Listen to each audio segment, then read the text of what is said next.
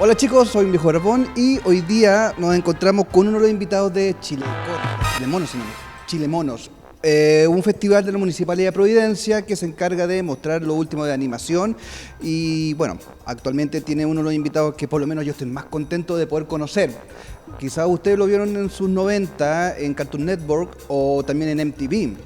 También en Nickelodeon participó muchas veces y fue director de uno de los programas, por lo menos más graciosos que he visto, de Drew Carrey, Green Screen Show. ¿Es correcto that? Quisiera presentarles a John, o for the friend Dilly. Ringwood, sorry, your last name for me is very... Dilworth. Dilworth, ya la cagué a la primera. Okay, nice to meet you. It's a real... William the Conqueror. No, William The Terrible. William the Awful. Now I am a old buried man. I meet you in MTV. Oh yeah. In MTV with the short, the smart talk with the rain. Racing, Yeah. yes. I love that short. Me too. The dog magician, the psycho boy is not too good, but I prefer the little girl. You know that short informed Courage.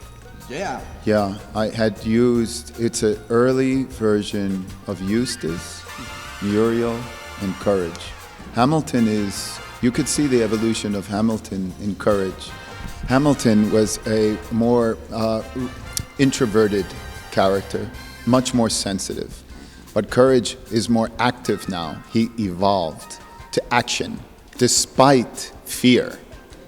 During the show, you can see Courage in front thief, ghost, psychos, mad scientists. I remember is the mad scientist in the parody of the Disney World, right? Oh my, yeah. That was Doc Gerbil's World. Yeah. Doc Gerbil's World. With the song, and Courage puts the, right? Yeah.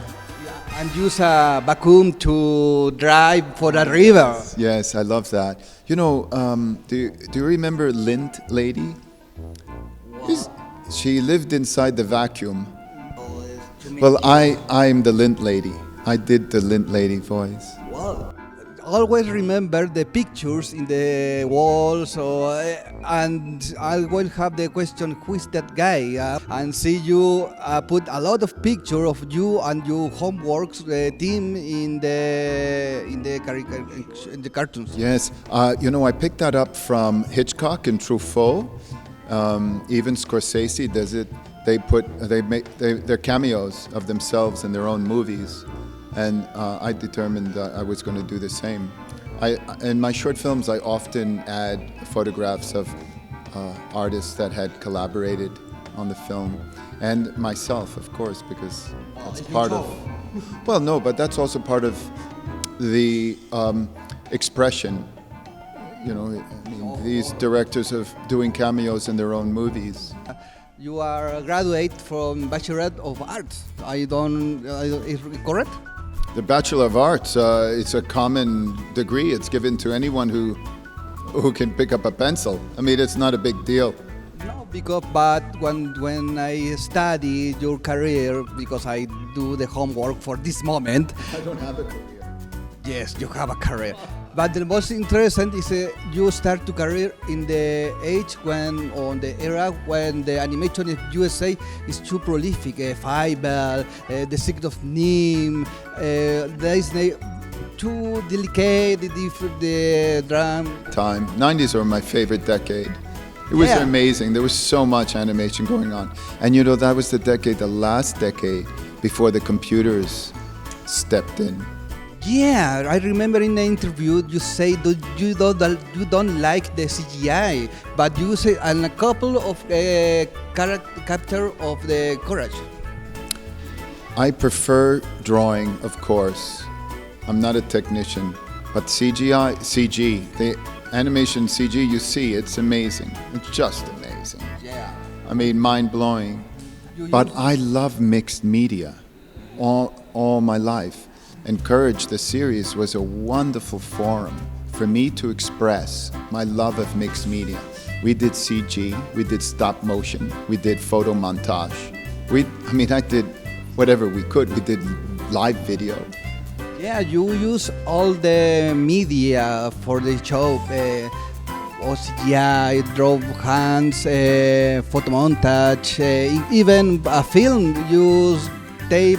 No, I don't remember when, but Monsters. Yeah, but it's common now. You see a lot of cartoons using this mixed media. The only thing is that it just has to be done so it feels integrated. It doesn't. It has to work within the world. Yeah, that's my law. But in your case, the real monster, is too scary in the series. When you fight with Courage, because it's too different the normal world she lives. Well, monsters are not monsters unless they're being monsters. Yeah. Monsters, just like, well, this is not a monster, but this is my favorite character or villain in the show, Fred, the mad barber. He's a monster. Yeah? Yeah, he's a monster. Monsters come in every kind of look, and, well, I don't want to be political, but that's a very political cartoon, that episode. Yeah, I remember. In Cartoon Network, never the people say, Mr. Cartoon Network never say, that's the line you can cross, or dude, this script cross the line, what line, or you don't have never problem with that? The 90s were a great decade. Cartoon Network was a great network during the 90s. It was just a good period for animation, and I was lucky to be there at the time. Where else was I going to be? I wasn't on the moon. Antes of Courage, or Dexter Lab, Powerful Girls, all the animation is too square, it's too Hanna-Barbera. In the case of always the same story, you broke the style, make adult stories in a child's show. William the Conqueror, the Terrible. It was a one-time opportunity because you don't see that style anymore. You see all these squares, the square style, the neo-limited style. Yeah? Yeah. But you see. But don't you like use, for example, narrative style now in the cartoon? In your, for example, Courage, when the cartoon have continuity in situations, in chapter of chapters, Adventure Time. Yeah, like Adventure Time. It's a regular shows have the same. Regular show, yeah. I never did that, of course. That's a new way of programming. We were discouraged to make sequential episodes. I think it gives the network more, and distributors, more latitude in which shorts to air, and if, it's about marketing. Well, I see you in 2014 make a new chapter in CGI of Courage. Yeah, that was a wonderful period. Turner in Asia commissioned the short. And wow, we put a lot of work into that cartoon, The Fog of Courage. I don't know what happened. I don't know why it didn't become a series, because they wanted it, and it was good.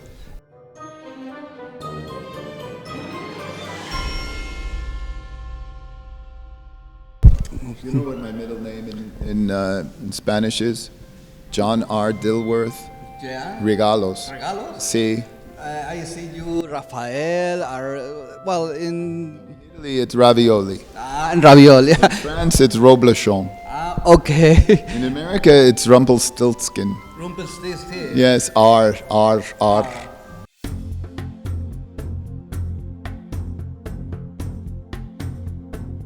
You work director in Drew Carrey show, and I know the animation put in the green screen is to your style. Well, green screen, that was a particular commercial project. I was happy to do it, of course. It funds my work. But it had its own style. It required its own style to integrate into the live action. Yeah, that's Ron Diamond at Acme. He's a great producer. It's a lot of work of production. Yeah, it was so heavy work. I don't really like working with live action because it requires it's a lot of work. Yeah.